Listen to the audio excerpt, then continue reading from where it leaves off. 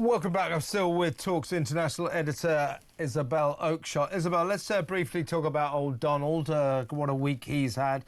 The inauguration a few days ago was one hell of a sight to see. And, of course, his various speeches through the week have been like a kind of return, as he said, it's a return to common sense. He's sort of got this uncanny ability to say and do what the people want.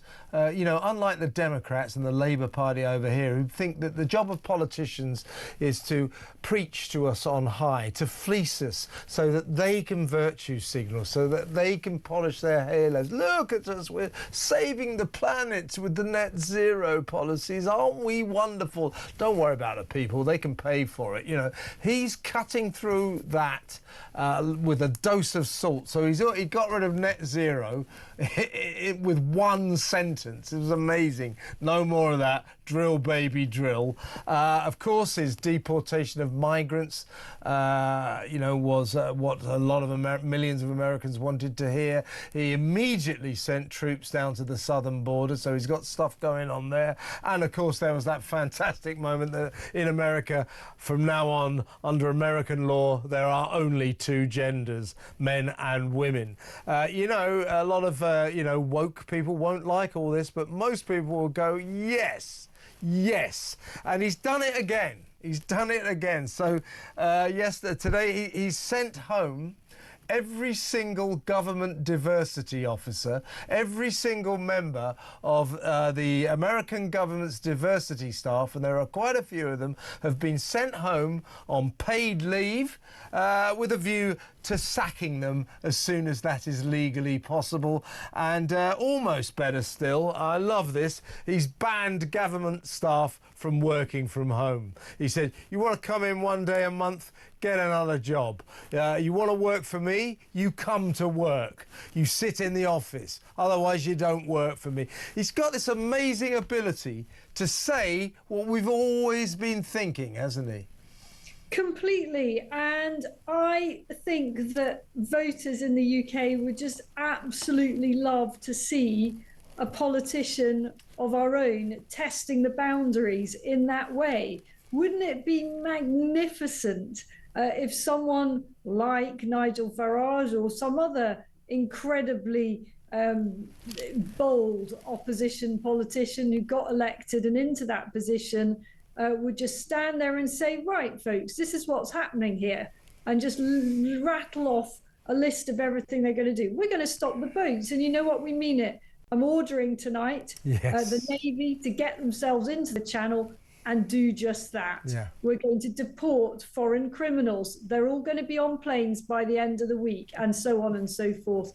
You know what? The country would just absolutely cheer, wouldn't they? Yeah. Of course, the lefties would be traumatized. They might have to, you know, they would have to have more than a few smelling salts. But what a spectacle that would be. And you know what? I don't think it's impossible. I tell you this, if a party like Reform were to win the next election, that is the style in which they would begin government. Yeah, here's an announcement I would make. My executive order would be, we will immediately lock crazy Ed Miliband in a padded cell and abandon every single aspect of his deranged net zero zealotry. I mean, that is such a worry. I'll tell you what, Isabel, with that guy, we are going to suffer serious power cuts within about 2 years. And when the people lose their power, you will find the government lose their power too. It happened to Ted Heath in the 1970s.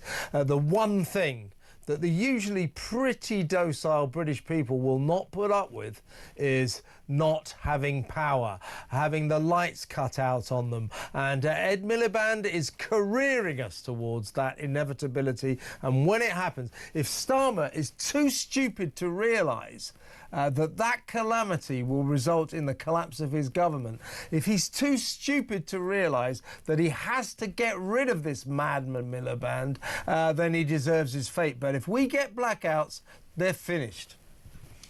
Well, you know what, Kev, sometimes it has to get worse before it gets better. And I actually look forward to the day that the deranged pursuit of net zero actually has these consequences, because finally then people will wake up to the fact that actually there are other ways to go about making the UK and the rest of the world less polluted. There are other ways of doing this, and we all want a nicer planet. We all want polar bears, and we all, would like we would all like the environment to be preserved and habitats and so on. But you don't have to cut off your own legs in this way. It is completely and utterly bonkers. But people may not fully realize that until they feel it and see it. I think they're already beginning to feel it. They already sense that this has gone far too far. But perhaps we need those blackouts just to have a message. You could be right. And, people haven't quite noticed how undermined Miliband has been this week. You got to remember, don't forget, in terms of saving the planet, in terms of pollution, carbon emissions, Britain is utterly irrelevant. We produce less than 1% of the world's carbon emissions. We've done more to go green than any other country on the face of the earth. So we don't pollute the planet. So anything we do won't make any difference. If we went back to living in mud huts and going around on horse and carts, wouldn't help the planet at all, because meanwhile China is sort of belching out 28% of the world's pollution. Russia, Brazil, India, all of the big industrial nations are continuing to ignore net zero to their heart's content. Now, the biggest industrial nation in the world, the United States of America, why does Ed Miliband say, why does he impose, his insanity on us, causing us to be colder and poorer? You must pay a lot, very high energy bills in order to fund my windmills and my solar panels, and pay all the extras that you have to pay, because it's very, very important. But we go, but it won't make any difference. Yeah, well, you say that. It's very important that Britain is a world leader, that we show the way, and by so doing the bigger nations will follow us. How did that work out with America this week?